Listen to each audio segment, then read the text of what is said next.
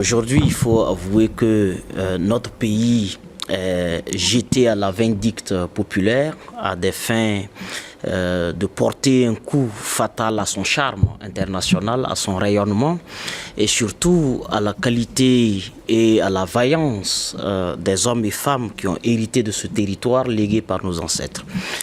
Le but, il est connu, c'est sans embâche. Notre lutte aujourd'hui contre le colonialisme et ses relais, ces tentacules diverses, gênent le confort du projet colonial de reconquête planifié à l'effet de nous maintenir dans un esclavage éternel. Et cette cabale, elle est menée par des acteurs historiquement bien connus et qui sont nos vis-à-vis dans la bataille des intérêts.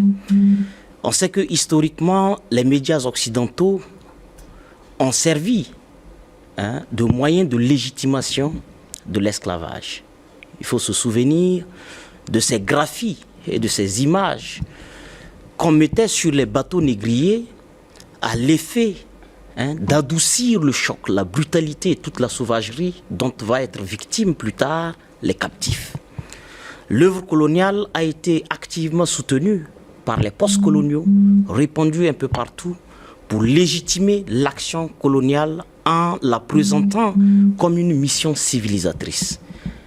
Quel type de narratif ou de livre n'ait pas été produit à l'effet que l'ensemble de ces atrocités qui remettent en cause notre humanité et notre droit à vivre différemment et à jouir des richesses qui nous environnent, qu'est-ce qui n'a pas été fait? Est-ce qu'aujourd'hui, certains médias occidentaux sont la continuité de cette mission de domination et d'écrasement de nous, ou c'est quelque chose de nouveau? Et je pense très clairement, comme le dit le thème, est-ce que c'est un amalgame? Je dis non.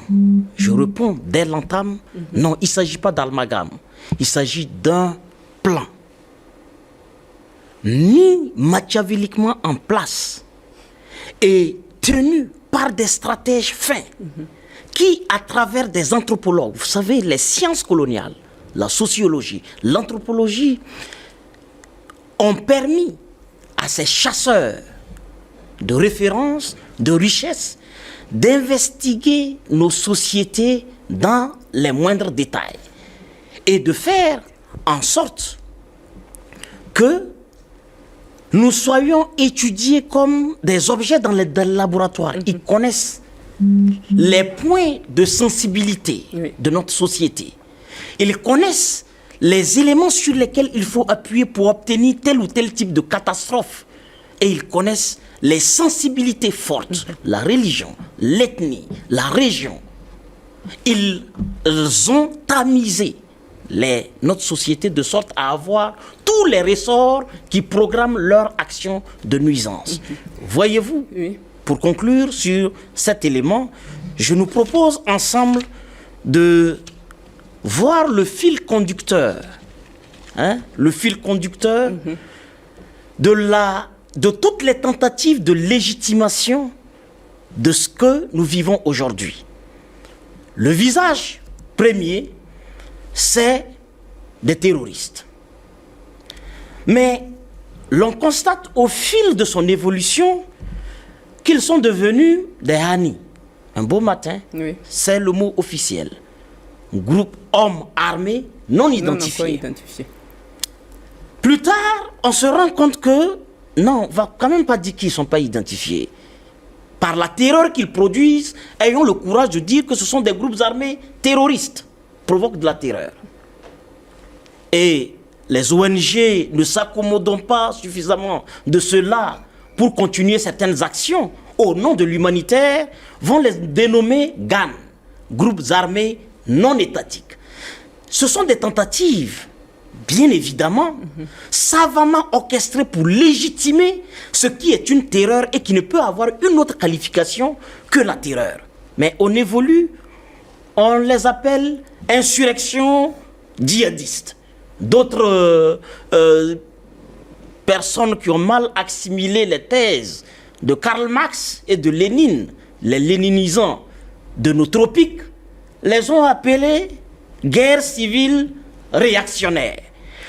Je fais ces liens-là pour que nous sachions que tout cela n'est pas du hasard. Ça tombe pas un matin, ça pousse pas un soir.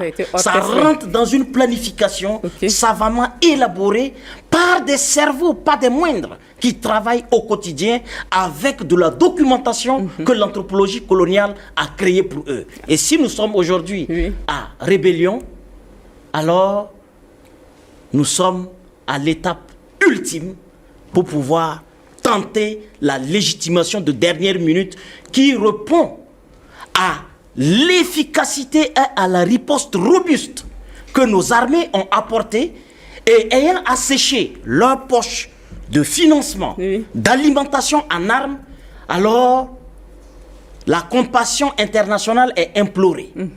On va trouver un outil bien plus commode et qui facilite maintenant de façon ouverte la fourniture d'armement. En tout cas,